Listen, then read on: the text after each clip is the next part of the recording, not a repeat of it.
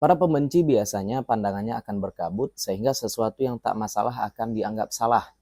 Apalagi jika pembenci ini sudah tahu dari awal, maka kebodohannya akan meroket.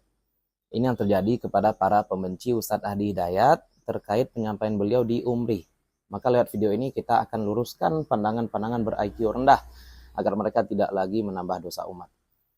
Pertama, mereka mempertanyakan urgensi UA hadir di acara tersebut dan urgensi beliau memanggil mahasiswa nonis untuk maju. Kita harus tahu bahwa meskipun Umri itu adalah universitas Islam, ia tetap memiliki mahasiswa nonis. Membentuk lingkungan kondusif bagi mereka serta mewujudkan wajah ramah Islam adalah kewajiban kita sebagai kaum muslimin. Dan Allah tidak melarang kita untuk berbuat baik kepada mereka yang tidak memerangi kita berdasarkan Quran surat Al-Mumtahanah ayat 8. Hidup damai dengan mereka juga bukan hal mustahil selama masing-masing minding their own business. Sebagaimana di dalam surat Al-Kafirun.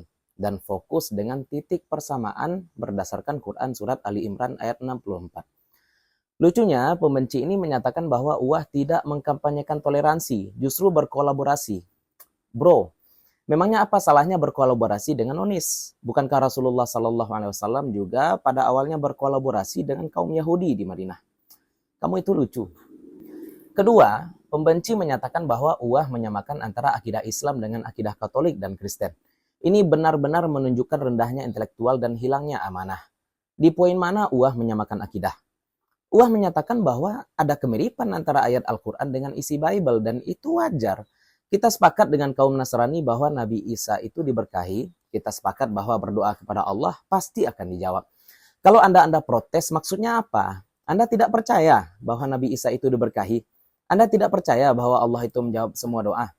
Yaitu masalah Anda. Lagi, apakah ada UAH mengafirmasi dan setuju bahwa Nabi Isa adalah anak Allah? Apakah UAH menyatakan bahwa akidah kita sama dengan Nasrani? Ataukah UAH menyatakan bahwa ada kemiripan? Bro, mirip itu bukan berarti sama. Bodoh boleh, tapi jangan keterlaluan.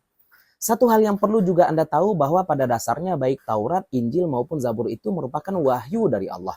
Kita tak nafikan adanya revisi, editan, pengalihbahasaan, tapi jangan nafikan juga bahwa masih ada beberapa bagian di dalam kitab-kitab tersebut yang masih original. Bagian-bagian original itulah yang dibenarkan oleh Al-Quran, sebagaimana firman Allah di banyak ayat. Musaddiqal lima ma'ahum. Makanya Israiliyat tetap dijadikan sebagai pendukung tafsir, walaupun tak boleh dijadikan sebagai referensi utama.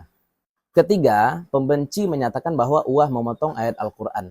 Ini lebih bingung lagi. Justru saat itu UAH berhenti di beberapa bagian ayat untuk melihat kemampuan hafalan Al-Quran para audiens dengan menyambung ayat.